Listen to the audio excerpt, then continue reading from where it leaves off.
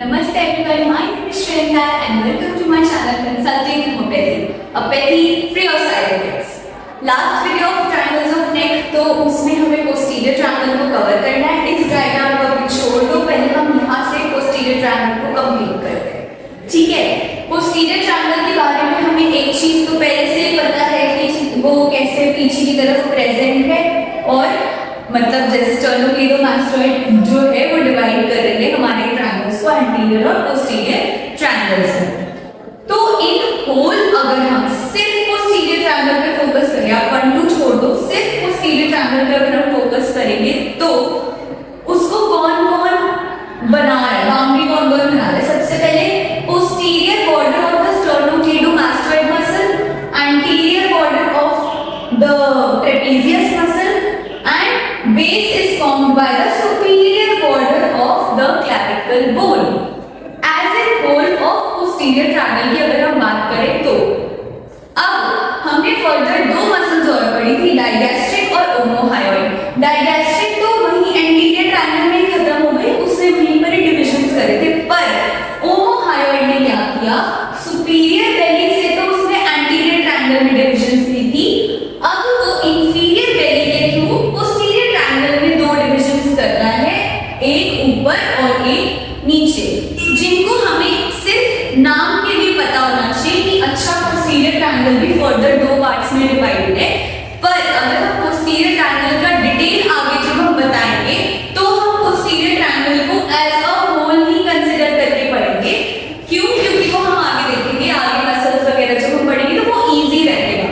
अभी हमें पता होना चाहिए कि हाँ भाई inferior belly of ओमोहायोइड posterior triangle तक आती है और उसको फर्दर दो पार्ट्स में डिवाइड कर देती है, जिसमें एक ट्रायंगल जो ऊपर वाला है उसका नाम है ऑक्सीपिटल ट्रायंगल।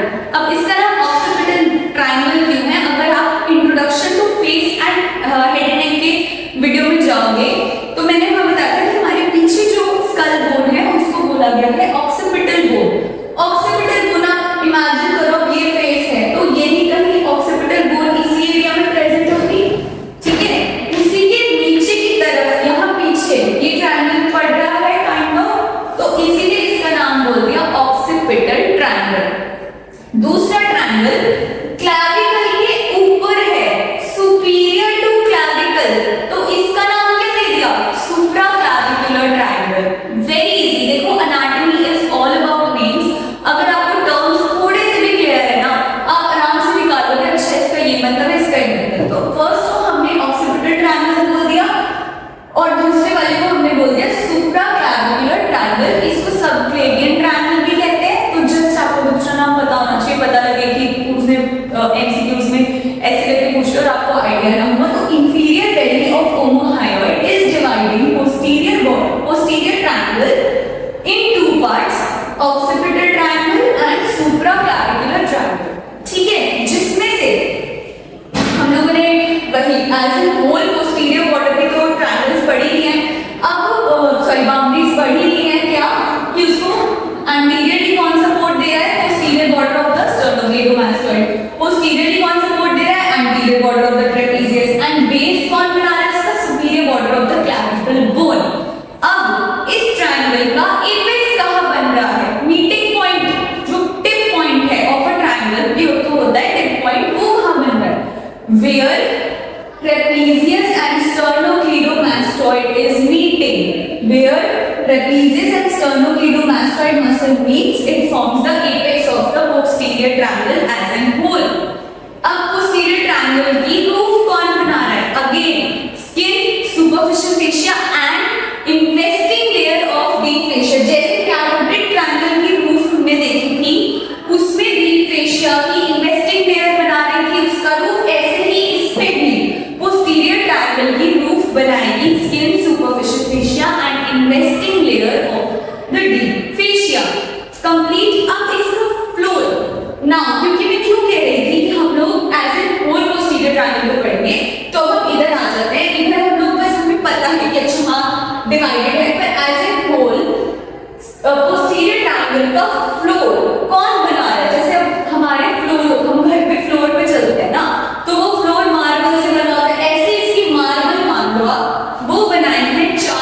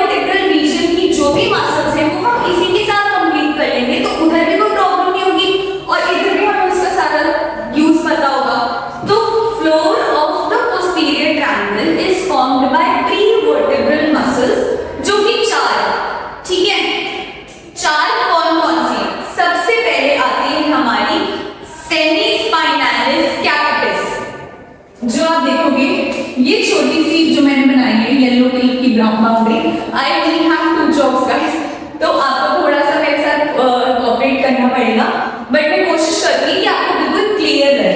देखो जो ये मैंने सर्कल बनाया है और येलो कलर तक की जहां पर बाउंड्री है वो एक मसल है which is semispinalis capitis. Scientific terms है, अंग्रेजों में दिए हैं, पता नहीं क्यों ये नाम हमको मिले, हमें तो याद करने पड़ेंगे सॉरी, ठीक है। तो येलो कलर का हमने जितना पार्ट बनाया उसको बोला गया सेमी स्पाइनालिस कैपिटिस।